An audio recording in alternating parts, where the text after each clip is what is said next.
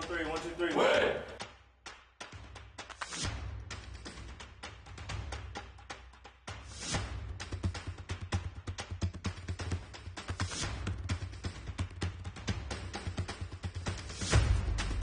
The alley-oop!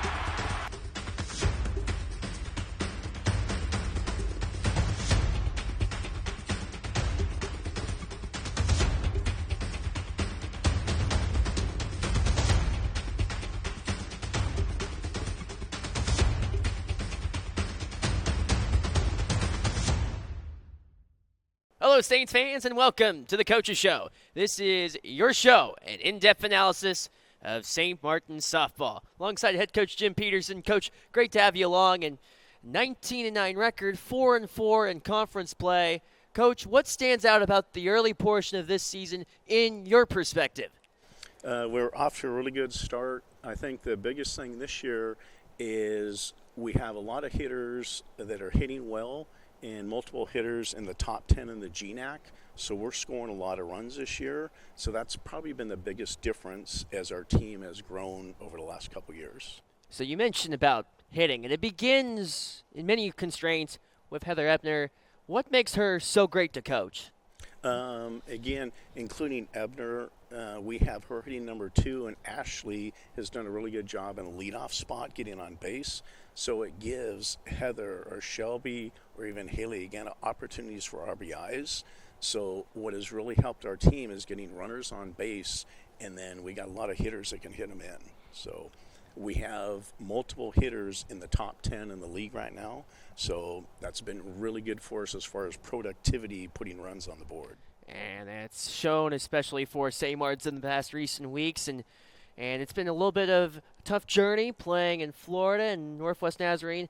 How did you like your team's adjustment to all the acclimation? Yeah, so the first time since I've been here coaching, we went to Florida, played during spring break, and we were able to get 8 games in there. We went 7-1, and so the players really liked it. It gave us a chance to play different schools that we normally don't play, so that's exciting to the team to see different competition.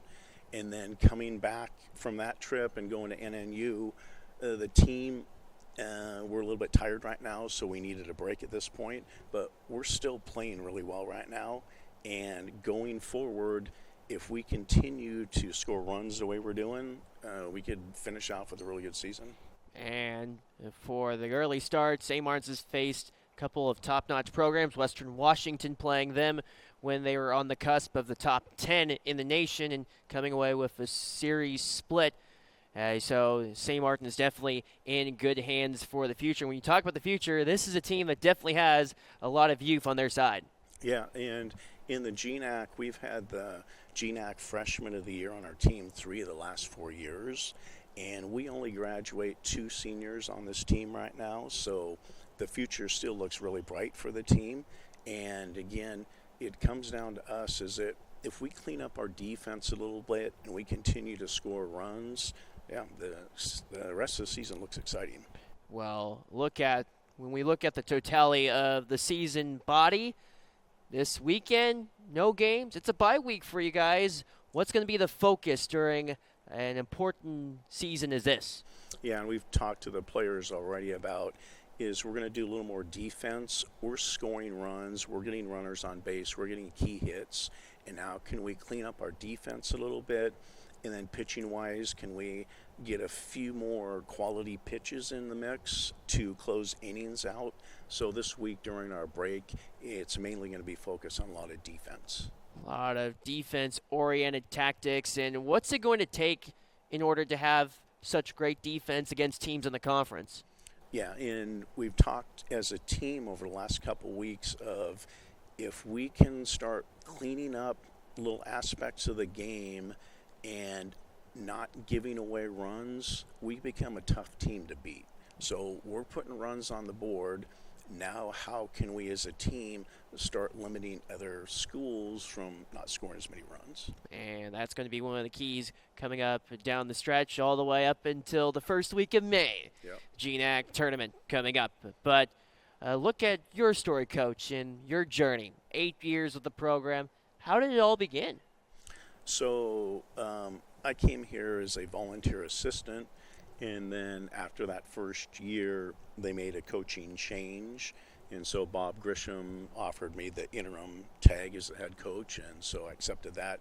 I grew up in the greater Seattle area, so with my other coaching stops, that was convenient to come back here and coach close to home.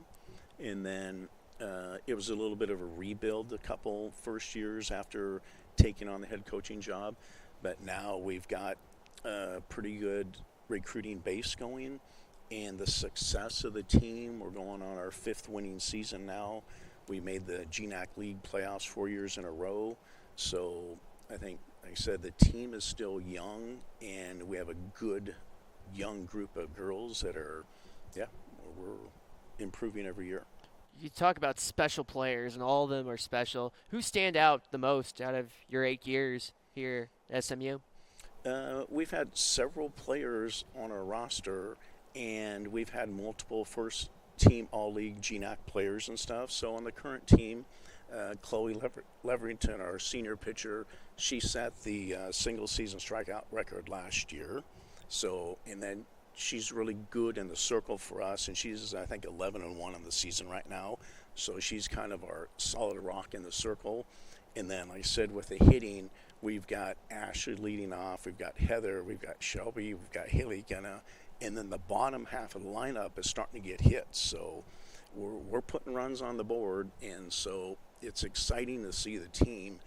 If we can tighten up our defense, it's going to be fun the rest of the year. Could be something very special. But for your journey, how special is Bob Grisham to you? Yeah, I mean, Bob hired me here, so it was working with him was great. And Steve, the last couple years, have been really supportive as well. So, again, our softball program has improved every year since I've been here. And so, like I said, we still have a young team, so it's exciting to see the future of the team, too. A lot of optimism. Who stands out to you personally as being intricate in your coaching journey? I think that probably, I guess, when I was younger in coaching, there were other coaches that had influences on me now that I'm a head coach and stuff. And I think what's unique is that I've taken kind of the blend of the men's fast pitch game, where I played at a high level there, and then also coached in the Olympics, in the 2008 Beijing Olympics for the Canadian Olympic team.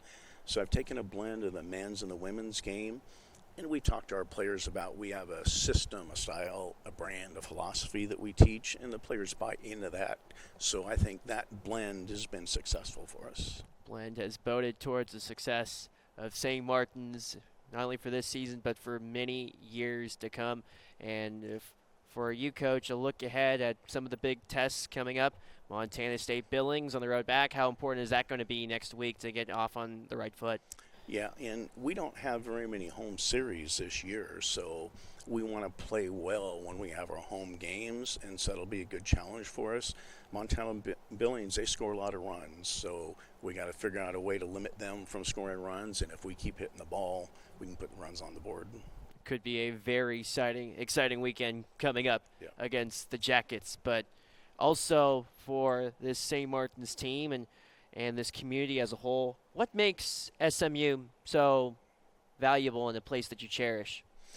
I think here it's when we have improved our team every year, and when we played Western Washington a couple weeks ago here, there's a really good crowd watching our games out there. So I think there is excitement around the team when we're playing well, and I think just people coming out watching that and seeing quality softball, it's exciting and it's engaging. And it's definitely one that's fun to watch, especially when you bust windows in recreation centers. Can I say that? Oh, okay. So it's been a little bit of an issue the last couple years, and even when we practice and take batting practice on the field, we have to move our home plate as far back as possible on the field because the players want to hit the rec center and they want to hit the roof and they want to hit the windows and stuff. But anyway, it's, and like I said, just the team as we've improved, it becomes a bigger and bigger issue when we hit the building out there and break the windows. So.